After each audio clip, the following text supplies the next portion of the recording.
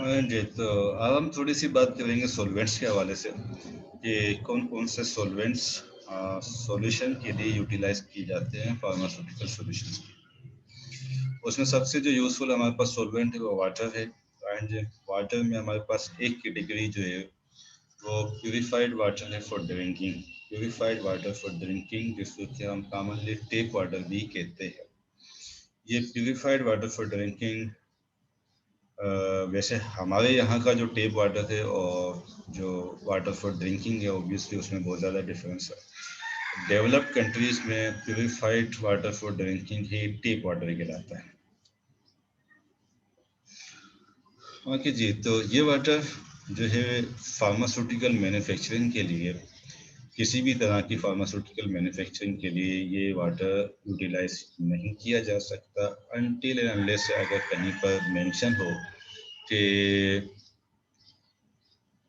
Water USP जो कि official water है, ऑफिशियल वाटर और टेप वाटर के इस्तेमाल करने से अगर किसी किस्म का कोई फ़र्क ना पड़ता हो तो ऑब्वियसली टेप वाटर जो है वो यूज़ किया जा सकता है और ऐसा जहाँ भी होगा वहाँ पर ये बात ऑफिशियली मेंशन होगी। अदरवाइज टेप वाटर किसी भी तरह की मैन्युफैक्चरिंग के लिए यूटिलाइज नहीं किया जा सकता। टेप वाटर का कैरेक्टरिस्टिक्स ये है, यानी कि प्यूरिफाइड वाटर फॉर ड्रिंकिंग की कैरेक्टरिस्टिक्स ये हैं कि इसमें 100 मिलीग्राम पर 100 ml से कम जो है वो टोटल रेजिड्यू बचेंगे अगर इसे एवापोरेट किया जाए। 100 ml प्यूरिफाइड वाटर को अगर एवापोरेट किया जाए तो एवापोरेट होने के बाद जो रेजिड्यू बचेगा पीछे, total solid residue, it should be less than 0.1%। ठीक है, आपको परसेंटेज का कंसेप्ट या टर्म तो क्लियर है। हम कहते हैं 1 ग्राम पर 100 ml इज इक्वल टू 100%। ठीक है, 1 ग्राम पर 100 ml इसको हम कहते हैं 100%, सॉरी 1%। ये कहलाती है हमारे पास 1%। तो इसलिए 100 मिलीग्राम अगर 100 ml में होगा तो ये 0.1% जो है वो बनता है। 0.1% से कम रेजिड्यू बचेगा पीछे, तब उसको क्लासीफाई किया जाएगा प्यूरिफाइड वाटर फॉर ड्रिंकिंग। जो ऑफिशियल वाटर है हमारे पास यूएसपी का, राइट, हमने ये चीज़ें डिस्कस नहीं की हैं। यूएसपी नेशनल फार्मूलरी और यूरोपियन फार्माकोपिया, आई होप कि आप लोगों को ये पता है कि ये ऑफिशियल कंपेंडिया है जो कि ड्रग सब्सटेंसेस के और ड्रग प्रोडक्ट्स के लिए स्टैंडर्ड जो है वो मुतय्यन करते हैं मार्केट में कि किसी गिवन सब्सटेंस का स्टैंडर्ड जो है वो क्या होना चाहिए। ठीक है जी, तो जब हम कहेंगे purified water USP, it means कि प्यूरिफाइड वाटर इज डिफाइंड या is specified by United states pharmacopoeia. ठीक है ना, ये फार्माकोपिया तो पता है ना सबको भाई। जी भाई, कोई ऐसा जो कहे कि मुझे नहीं मालूम कि ये फार्माकोपिया क्या होता है, या मैं पहली मर्तबा सुन रहा हूँ।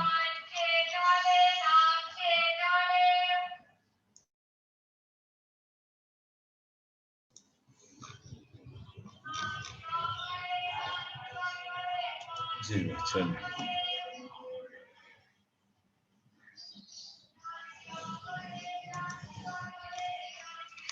भाई नो लिख के जवाब दे दिया करो, मुझे पता तो चलेगा आपने जवाब दे दिया है।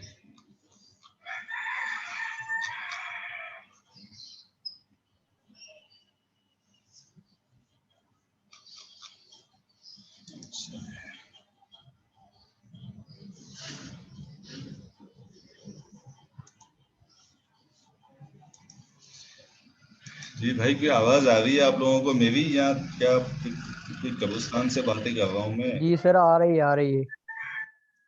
भाई तो ऐसी फीलिंग्स क्यों दिला रहे हो मुझे? तो वैसे ऑनलाइन सेशन में उसमें आप फीलिंग्स भी ऐसी दिला रहे हो कि मैं दीवारों से बातें कर रहा हूँ। सर आ रही है आपकी आवाज, हमें पता है फार्माकोपिया के बारे में। तो बेटा आप बताएंगे तो मुझे पता चलेगा ना कि आपको पता है। जी सर अब बताएंगे आप।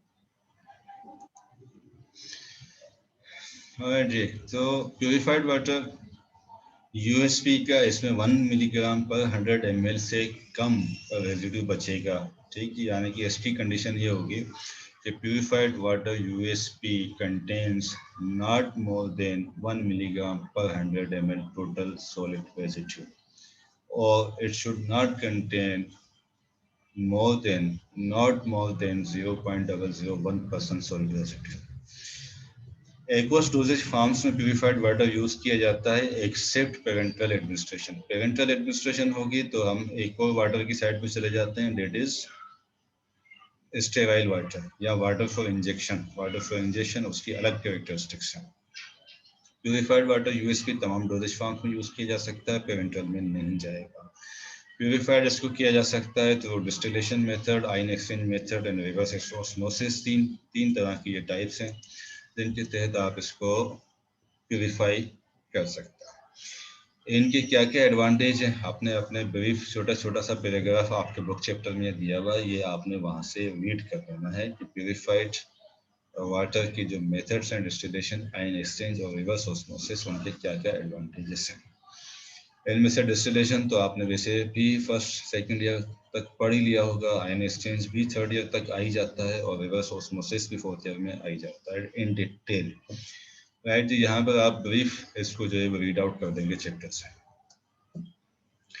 देन हमारा दूसरा सॉल्वेंट है अल्कोहल, जो कि वाटर के बाद सबसे ज़्यादा यूटिलाइज होने वाला सॉल्वेंट है हमारा अल्कोहल।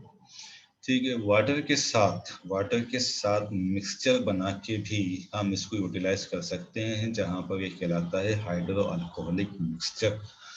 और ये हाइड्रो अल्कोहलिक मिक्सचर डिजोल्व कर देगा बोथ अल्कोहल सोल्यूबल और वाटर सोल्यूबल कंपाउंड्स को।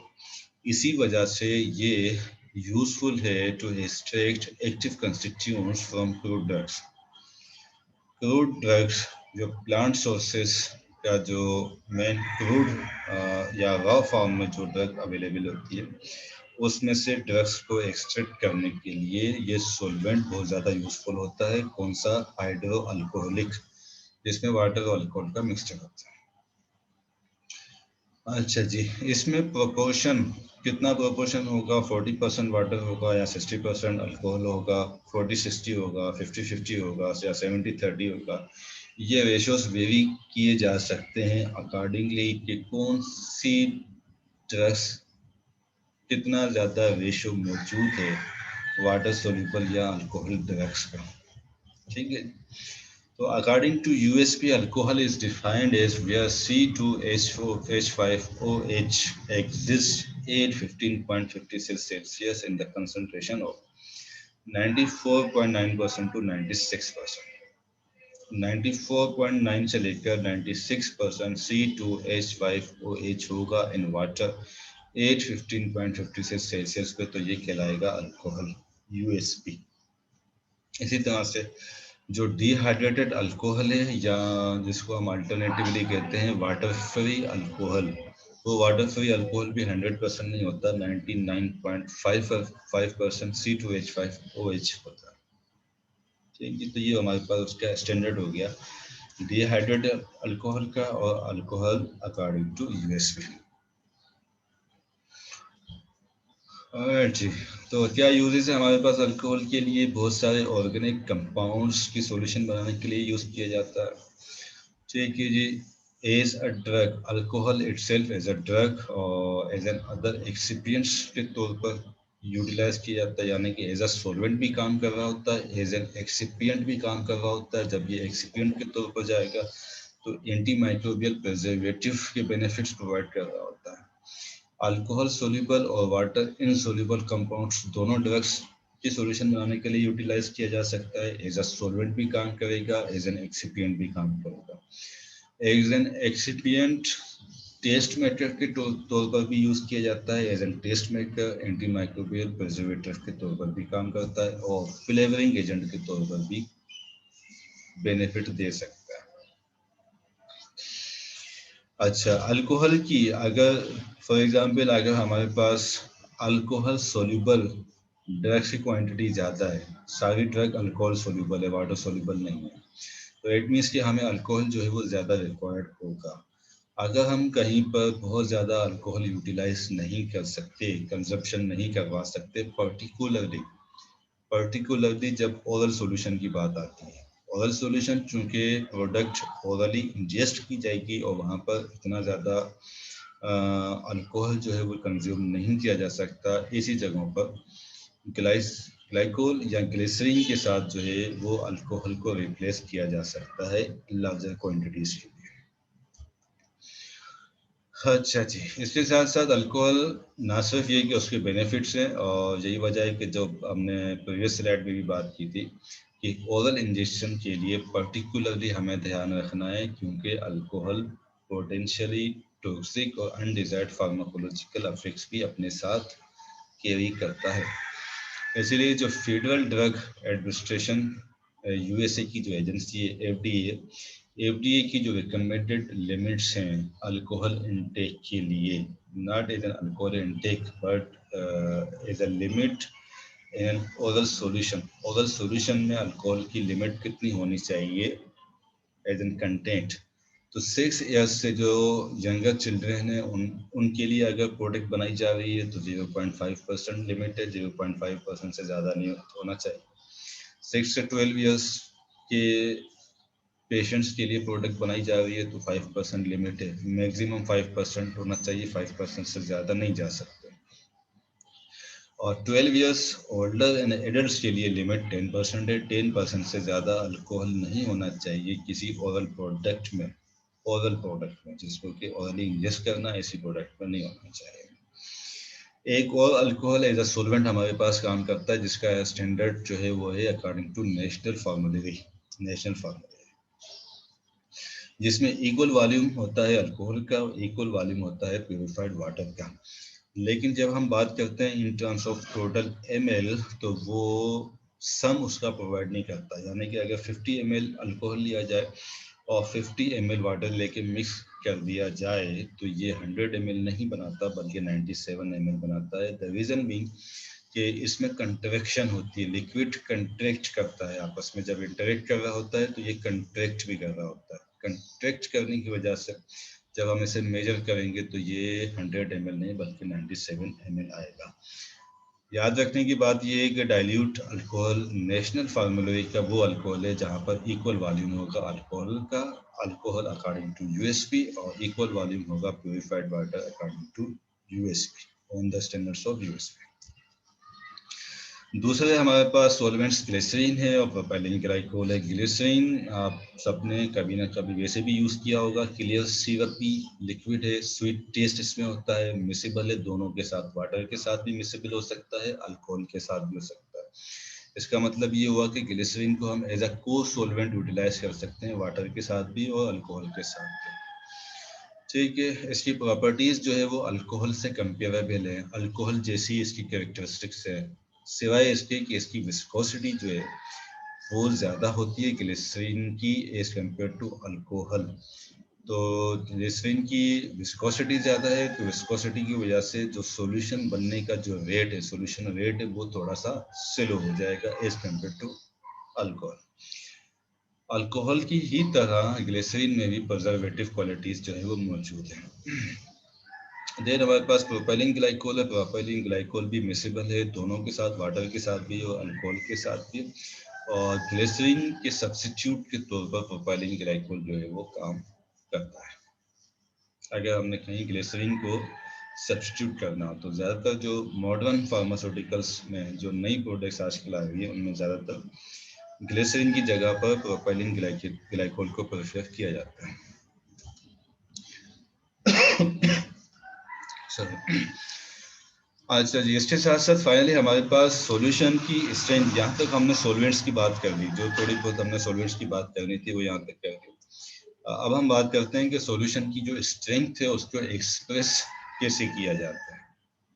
सॉल्यूशन की स्ट्रेंथ को अगर आपको अपने कुछ लैब एक्सपेरिमेंट्स याद हों तो परसेंटेज के साथ साथ हमारे पास दूसरी एक्सप्रेशंस कौन सी होती है जी, मोलालिटी होती है, नॉर्मलिटी होती है, मोल फ्रैक्शन होता है, जिससे कि हम सॉल्यूशन की स्ट्रेंथ को एक्सप्रेस करते हैं कि उसकी स्ट्रेंथ कितनी है। लेकिन यहाँ चूंकि ज़्यादातर एनालिसिस की बात नहीं है, यहाँ बात डोजेज फॉर्म की है। Dosage form solution as a dosage form के तौर पर हम बात कर रहे हैं, जो कि पेशेंट ने कंज्यूम करनी होती है। यहाँ पर ज़्यादातर मेजॉरिटी ऑफ केसेस में जो एक्सप्रेस करते हैं वो स्ट्रेंथ को हम परसेंटेज में करते हैं। ये percentage weight by volume, volume by volume और वेट बाय वेट, या रेशो ऑफ स्ट्रेंथ भी हो सकता है, ratio strength volume to volume भी हो सकता है। एंड आई होप कि आपको इसमें कोई इतनी ज़्यादा परेशानी नहीं होगी। अगर हम इसको जल्दी से स्किप करके आगे जा सकते हैं तो जल्दी से बताएं, अगर आपको इसमें से किसी की बात पूछनी है या आप इसको रीड करके समझ लेंगे।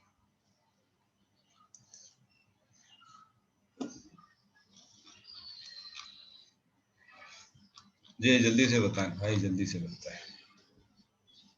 सर समझ लेंगे हम लोग को भी रीड आउट करके। समझ जाएंगे, चलो ठीक है। तो यहाँ पर ये एग्जाम्पल्स भी दी हुई है, उन एग्जाम्पल्स की मदद से आप उसको मज़ीद आसानी से समझ लेंगे। ठीक है sir. Alright, now preparation of solutions. Solutions की प्रिपरेशन जो है वो सिंपल मिक्सिंग का प्रोसीजर है। दो सोल्यूट और सॉल्वेंट, या एक से ज़्यादा सॉल्यूट्स या एक से ज़्यादा सॉल्वेंट, अगर मिक्सचर है सॉल्वेंट का, अगर मिक्सचर है तो इनको लेके आपस में मिक्स करना है। बड़ी सीधी सी बात है, बिल्कुल सीधा सा प्रोसीजर है कि सिंपल मिक्सिंग है सोल्यूट्स की with the solvent. Industrial scale पे चूंकि ये बल्क वॉल्यूम्स होते हैं सॉल्यूट्स के भी और सॉल्वेंट्स के लिए भी, इसलिए लार्ज मिक्सिंग वेजल्स अवेलेबल होती हैं जिनमें के मैकेनिकल स्टिरर्स मौजूद होते हैं। ठीक है, ये इस तरह से यहाँ पर लार्जर जो है वो बहुत बड़े स्केल की प्रोपेलर्स लगे हुए होते हैं। ये प्रोपेलर जो है वो अंदर जा रहे हैं, इसमें अंदर जा रहे हैं इसकी वेजल में, और उसको जाके आपस में जो है वो मिक्स करवा रहे हैं सोल्यूट्स को और सॉल्वेंट को। लेबोरेटरी स्केल की मिक्सिंग, हमें मालूम है कि लेबोरेटरी स्केल की मिक्सिंग पे या सॉल्यूशन जब हम बना रहे होते हैं, यही जो फेनोमेना है ये इंडस्ट्री स्केल पे भी अप्लाई होता है। फ़र्क सिर्फ इतना सा होता है कि लेबोरेटरी स्केल पे या जो हमारी कंपाउंडिंग फार्मेसी की स्केल है वहाँ पर छोटे इक्विपमेंट्स, छोटे अपैरेटस पे काम किया जा रहा होता है, छोटे वॉल्यूम्स पे चूंकि हमने काम करना होता है। यही चीज़ें इंडस्ट्रियल स्केल पे जाके बड़े इक्विपमेंट्स में तब्दील हो जाती हैं। प्रिंसिपल जो है वो दोनों जगह पे सेम ही रहना होता है। प्रिंसिपल ये है कि सॉल्यूट हमने लेना है और जो टोटल वॉल्यूम सॉल्यूशन का हमने बनाना है उससे हमेशा कम क्वांटिटी में, उससे हमेशा कम क्वांटिटी में हमने सॉल्वेंट लेके और उसमें सोल्यूट ऐड करना है। द रीजन बीइंग कि अगर हमने 1000 ml 100 ग्राम्स अक्रॉस की 1000 ml वाटर में अगर हमने सॉल्यूशन बनानी है और 1000 ml अगर हम वाटर ले लेंगे और 100 ग्राम हम सक्रोस ले लेंगे तो ये 1000 ml से सॉल्यूशन का जो वॉल्यूम है वो इंक्रीज हो जाएगा। इसलिए प्रिंसिपल ये है कि पहले ड्रग सब्सटेंस हमने लेना है जो हमारा सोल्यूट है, और सोल्यूट को मिनिमम जो पॉसिबल हो सकता है सॉल्वेंट, मिनिमम पॉसिबल सॉल्वेंट उसमें ऐड करते हैं और उसको अच्छे से फिर मिक्स करते हैं। जब हमारे पास सॉल्यूशन बन जाए, सॉल्यूशन बनने के बाद हम वॉल्यूम मेकअप करते हैं अपने सॉल्वेंट के साथ। ठीक जी, प्रोवाइडेड डेट के ये कोई विस्कस टाइप का सॉल्यूशन ना हो। मिसाल के तौर पे अगर यहाँ हमारे पास इथेनॉल है या वाटर भी हो तो दोनों सूरतों में विस्कस नहीं है। हम सॉल्यूशन बनाने के बाद वॉल्यूम मेकअप करके और दोबारा सिंपल मिक्सिंग करके और होमोजेनस सॉल्यूशन हमारे पास बन जाएगी। अगर ग्लिसरीन है, प्रोपाइलिन ग्लाइकोल है, विस्कस लिक्विड्स है, विस्कस सॉलिड्स सॉल्वेंट्स हमारे पास मौजूद है, तो ऐसी सूरत में वॉल्यूम मेकअप करने के बाद हमें दोबारा से मिक्सिंग में वो देनी पड़ सकती है सॉल्यूशंस को। अच्छा ठीक है जी, तो ये वही चीज़ है, वही चीज़ है। ठीक जी, इसमें क्या है, ठीक, आई थिंक कि मैंने स्लाइड को इसलिए रखा था आपको ये कंसेप्ट देने के लिए कि जितना टोटल हमें वॉल्यूम चाहिए होता है उतना वॉल्यूम में एक साथ सॉल्यूशन कभी भी नहीं बनानी होती, हमेशा उससे कम वॉल्यूम में बनानी होती है। देन उसके बाद हम उसको जो है वो वॉल्यूम मेकअप करते जाते हैं। प्रिंसिपल यही हमारे पास यहाँ पर इंडस्ट्रियल लेवल में भी यही अप्लाई होगा। द रीज़न चेंज सिर्फ ये होगा कि यहाँ पे हमारे पास कंटेंट्स क्वांटिटीज ज़्यादा होंगी सॉलिड टू सॉलिड्स की, और मशीनरीज हमारे पास बढ़ी होगी। ठीक है, वंस अगेन कैसे हम सोल्यूबिलिटी इम्प्रूव कर सकते हैं? जब ये जो हमारे पास प्रोसीजर है, जैसे यहाँ हमने सिर्फ मिक्सिंग की बात की है, अगर कोई सोल्यूट अच्छे से मिक्सेबल नहीं है किसी सॉल्वेंट में, तो हमें टेम्परेचर देना पड़ता है, या पार्टिकल साइज रिड्यूस करना पड़ता है, या कंटिन्यूस स्टीयरिंग देनी होती है। तो ये कंटिन्यूस स्टीयरिंग जो है वो मैकेनिकल स्टीयर्स की मदद से इन इक्विपमेंट्स में मौजूद होती है हमारे पास। ठीक है जी। और अगर हम लेबोरेटरी स्केल पर जाकर देखें, तो लेबोरेटरी स्केल में हमारे पास ये एक स्टीयर है, इसको हम कहते हैं मैग्नेटिक स्टीयर। ठीक है, ये जो प्लेट है, ये प्लेट है मैग्नेट की बनी हुई, मैग्नेट की बनी।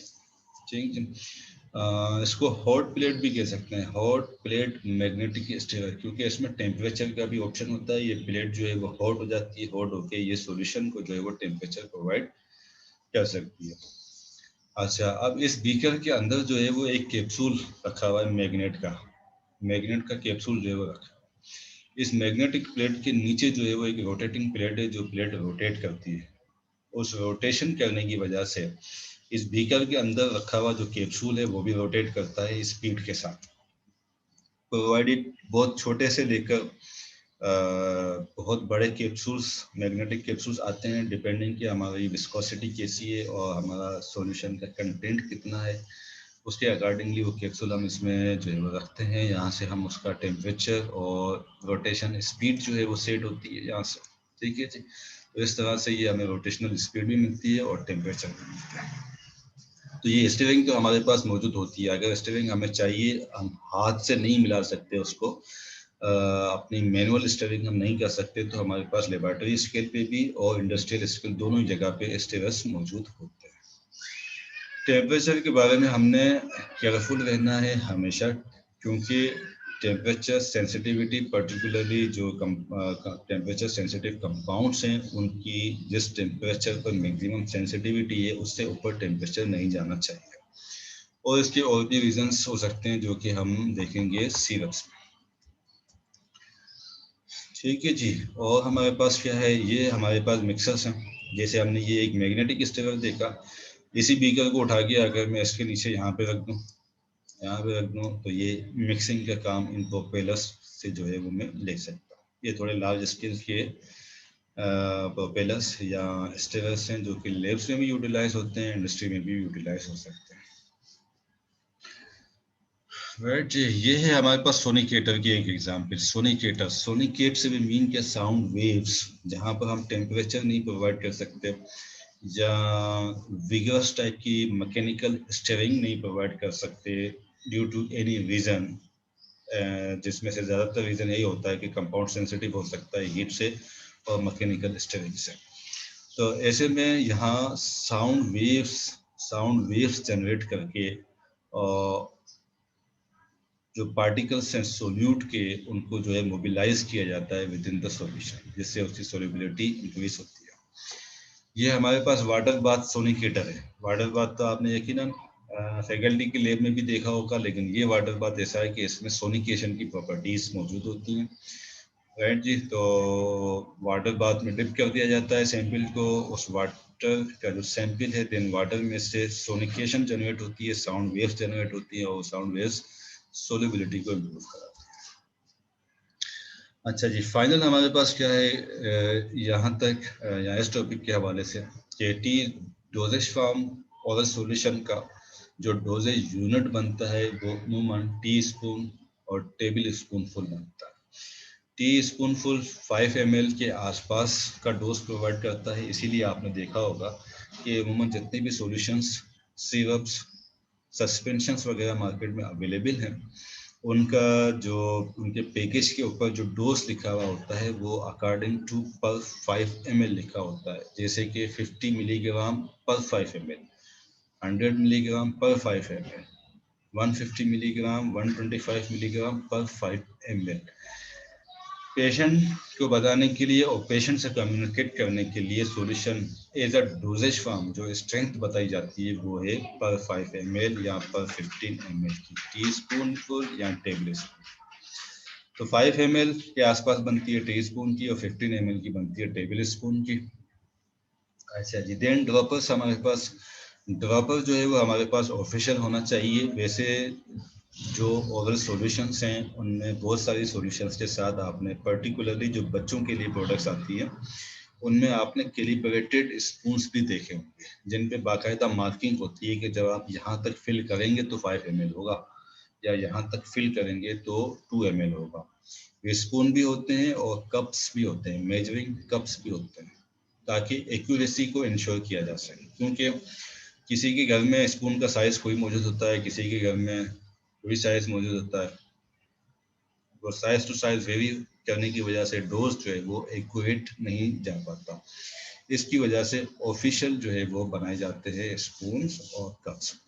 इसी तरह से ड्रॉपर बच्चों को सॉल्यूशन पिलाने के लिए, बहुत ही जो छोटे नवमौलूद बच्चे होते हैं, इन्फेंट्स वगैरह, उनको पिलाने के लिए जो ड्रॉपर बनाए जाते हैं उनको भी कैलिब्रेट करना ज़रूरी है according to the drug product. जो उसकी ऑफिशियल रिक्वायरमेंट है, ऑफिशियल रिक्वायरमेंट ये है कि ड्रॉपर के एंड की जो ओपनिंग है, ये वाली जो ओपनिंग्स हैं इसकी, ये वाली, ये ओपनिंग्स का डायमीटर जो है वो 3 मिलीमीटर का होना चाहिए अकॉर्डिंग टू यूएसपी। यूएसपी कहती है कि ये ओपनिंग 3 मिलीमीटर की होनी चाहिए। जब ये 3 मिलीमीटर की होगी तो इसमें से जब एक ड्रॉप निकलेगा तो उसका वेट बनेगा 45 से 55 मिलीग्राम उस लिक्विड ड्रॉप का। और जब टोटल 1 ml उसमें से फ्लो आउट करेगा तो वो 20 ड्रॉप्स प्रोवाइड करेगा पर मिलीलीटर। अब इसके अकॉर्डिंगली फिर हम डोजेज स्ट्रेंथ जो है वो कैलकुलेट कर सकते हैं। जब हम कैलकुलेशन में जाएंगे तो वहाँ जाके हम देखेंगे कि अगर पर ml में अगर 10 मिलीग्राम है और बच्चे को जो है वो 1 पॉइंट या 15 मिलीग्राम का डोज देना है तो कितने उसको ml देने चाहिए, कितने उसको ड्रॉप्स चाहिए, ये सारी कैलकुलेशन हम कैलकुलेशन के सेक्शन में जाके देखेंगे। चलें जी, यहाँ तक किसी का कोई सवाल है? ये सेशन हम कंप्लीट करते हैं। एक हमारे पास आज का टॉपिक और है, उसको करके फिर हम छोटा सा कर देंगे क्विज। यहाँ तक किसी का कोई सवाल?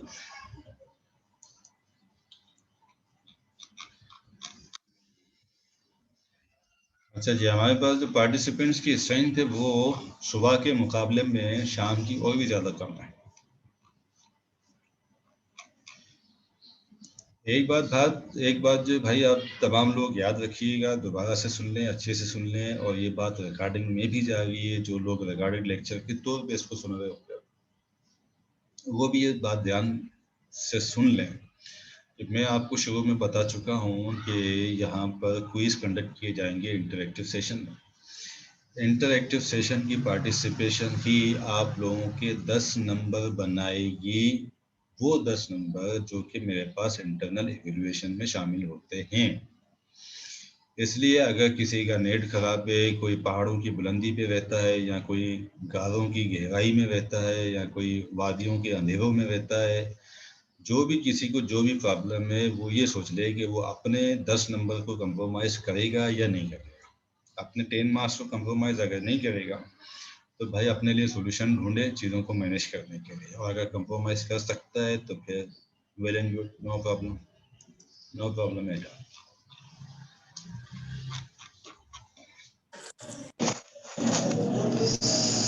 सर ये प्रिपरेशन, पेपर की प्रिपरेशन के हवाले से पूछना था कि हम किस तरह प्रिपेयर करें, आपके पेपर लेने का क्राइटेरिया क्या? आपको जो क्विज कराने का मकसद है वो आपको प्रिपरेशन ही तो कराना मकसद है।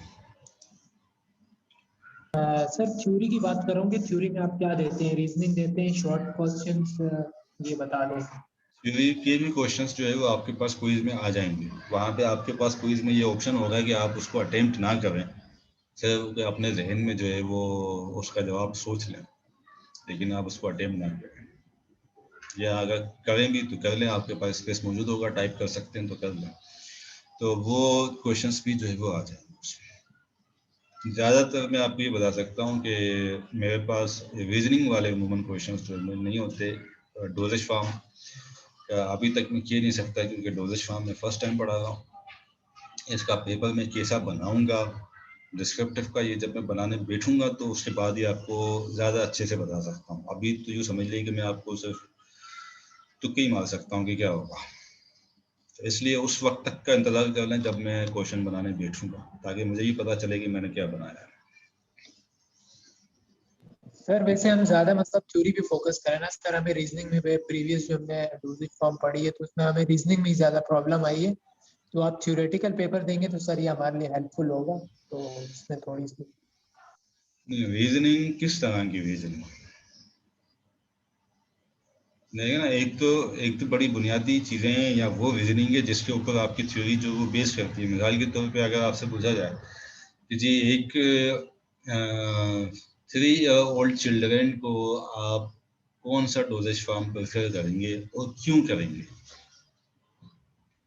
मिसाल के तौर पे जब आपसे ये पूछा जाए कि भाई 3 ईयर ओल्ड चाइल्ड को कौन सा डोजेज फॉर्म प्रेफर करेंगे, आप कहेंगे जी या तो मैं उसको सिरप दूंगा या मैं उसको सॉल्यूशन दूंगा। तो आपसे पूछा जाएगा अच्छा भाई यही दो चीज़ें क्यों दोगे, इंजेक्शन क्यों नहीं लगा रहे हो, नेबुलाइजेशन क्यों नहीं कर रहे हो, टेबलेट क्यों नहीं खिला देते हो? तो आपको ये भी तो पता होगा कि आपने सॉल्यूशन और सिरप जो सेलेक्ट किया उससे सेलेक्ट करने की कोई वजह होगी, वही उसकी रीजनिंग है।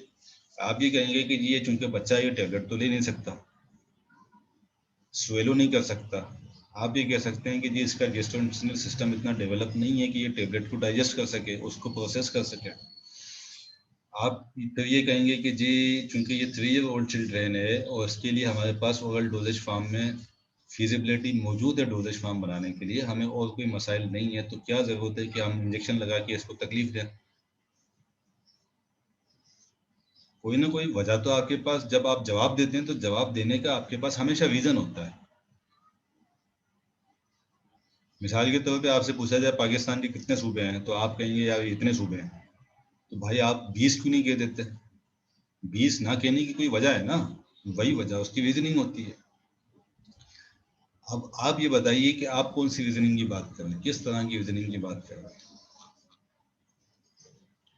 सर रीजनिंग के जो आंसर है वो तो हम दे देते हैं, लेकिन अब सर ने जो प्रीवियस सर ने जो पढ़ाया वो कहते हैं कि जो मैं कहूँगा टू द पॉइंट बात करो। अब हम लोग की तो पूरा कोर्स पढ़ा होता है, तो जो हमारा जो ब्रेन होता है वो सेचुरेटेड होता है, इधर उधर से चीजें आ रही तो हम सब मिक्स करके लिखते हैं तो सर काट देते हैं। ये मैं नहीं मानूंगा, तो ये हो जाता है, इस वजह से मैं कह रहा हूँ कि रीजनिंग में हमें प्रॉब्लम होती।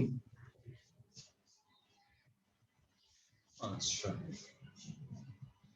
मतलब ये बात रीजनिंग की ना हुई ना, ये तो बात असल में हो गई आपकी कि आप ये कहना चाह रहे हैं कि आपको वर्ड बाय वर्ड आंसर की बात हो। जी सर। वो तो एक तो अलग सर चीज। सर ये रिक्वेस्ट है कि सर अभी वैसे भी समझ ले रहे हैं, तो सर रीजनिंग आ दें तो सर अच्छा होगा सर। नहीं, रीजनिंग तो देखिए मैंने आपको बताई ना, जो मैंने आपको रीजनिंग बताई ये रीजनिंग तो मैं आपसे पूछ सकता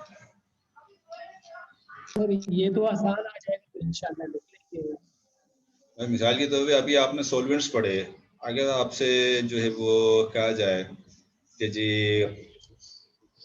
कोडिन है, कोडिन के लिए आप कौन सा सॉल्वेंट यूज करेंगे चारों में से, तो आप चारों में से कोई एक सिलेक्ट करेंगे, उसकी वजह भी आपके पास होनी चाहिए कि किस वजह से आपने वो सिलेक्ट किया। सर हाँ, अगर ऑप्शन में आ जाए तो ऑप्शन में, अगर आप कह रहे हैं तो ऑप्शन में आ जाए वो तो हम कर लेंगे। तो जैसे 4 ऑप्शन आ जाए तो वो तो हम इजीली कर लेंगे, लेकिन अगर एक क्वेश्चन आता है तो फिर वो हमारे लिए थोड़ा मुश्किल होगा।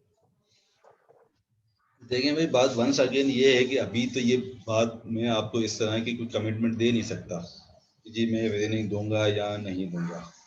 ये तो जब मैं पेपर बनाने बैठूंगा उसके बाद मैं आपको बता सकूंगा कि जी आपको किस तरह का पेपर आएगा। ये आइडिया मैं उसके बाद आपको दे सकूंगा, अभी दे नहीं सकता। ठीक ठीक है सर, ठीक है। और दूसरी बात ये है कि जो आपने बात की सेचुरेट हो जाने की, माइंड सेचुरेट हो जाने की, या और भी बहुत सारी चीज़ों की, तो प्रीवियसली आपके साथ क्या सारे के सारे लोग रह गए थे? अगर मेजॉरिटी रह जाती तो इसका मतलब ये है कि आपकी जो रीज़न है या जो आप एक्सक्यूज दे रहे हैं उसकी कोई टेक्निकल रीज़न या टेक्निकल वैल्यू बनती है।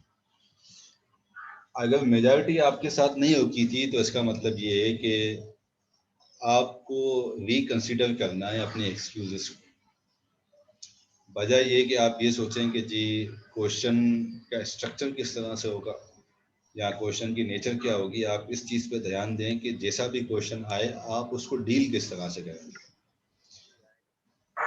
आपकी आपकी सब्जेक्ट की अंडरस्टैंडिंग और सब्जेक्ट की अंडरस्टैंडिंग के बाद उसको रिप्रोड्यूस करने की सलाहियत मौजूद होनी चाहिए, अगर कोई आपसे पूछे एक अंदाज में, या कोई पूछे दूसरे अंदाज में, या कोई पूछे तीसरे अंदाज में, आपका अपना काम अगर पूरा है, यानी कि आपने अगर अपना काम पूरा कर लिया है, तो अब दुनिया आपका कुछ भी नहीं बिगाड़ सकती।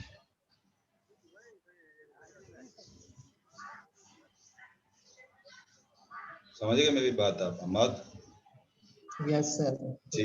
सर आपका काम पूरा है तो भाई मेरा पेन आपका कुछ भी नहीं बिगाड़ सकेगा, ना डिडक्शन कर सकेगा, ना रिड्यूस कर सकेगा, ना नेगेटिव मार्किंग कर सकेगा, प्रोवाइडेड डेट के आपका काम पहले पूरा होना चाहिए। आपका काम आपके अपने काम के ऊपर उसका इन्हिसार होना चाहिए, बजाय ये कि उसका इन्हिसार इस पे होना चाहिए कि जी वो पूछेगा कैसे, वो कौन से अल्फाज यूज करोगे। सर आपकी बात 100% श्योर करता हूँ मैं, लेकिन सर भी आया था क्वेश्चन।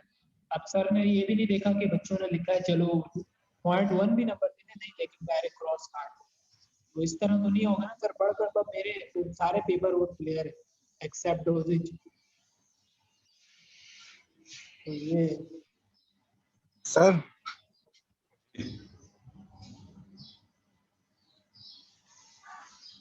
Excuse me sir. जी जी बोलिए आदिल।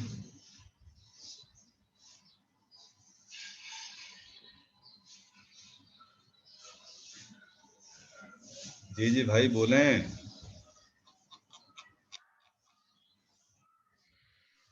जी हेलो। जी जी जी मैं सर ये बोल रहा था कि आप जो टॉपिक जो भी पढ़ाते हैं उसमें आप बताते हुए मतलब पढ़ाते हुए गाइड कर दें कि ये क्वेश्चन इस तरह से पूछ सकता हूँ मैं, या इसको इस तरह से आप लिख सकते हैं, तो हमें थोड़ी हेल्प हो जाएगी। आप अगर इस तरह से हेल्प कर दें।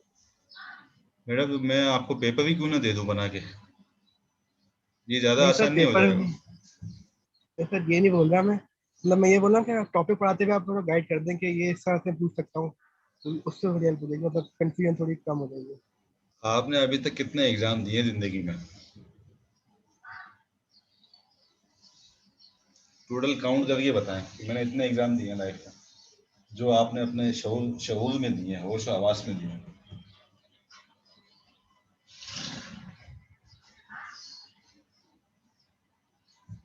ये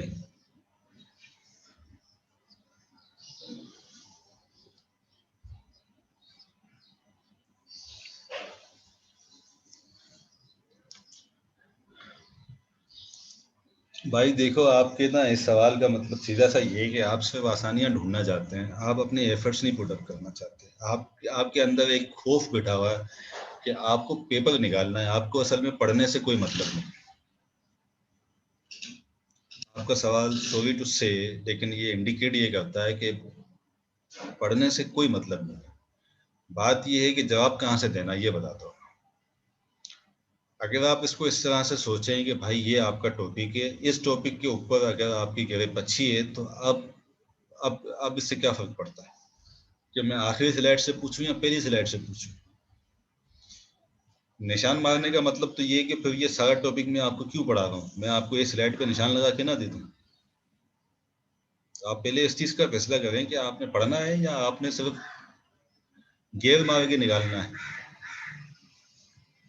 इस चीज का डिसीजन ले भाई, क्योंकि आप देखें ना, मैं आपको स्लाइड पे निशान मार के दे दूं भाई, इतनी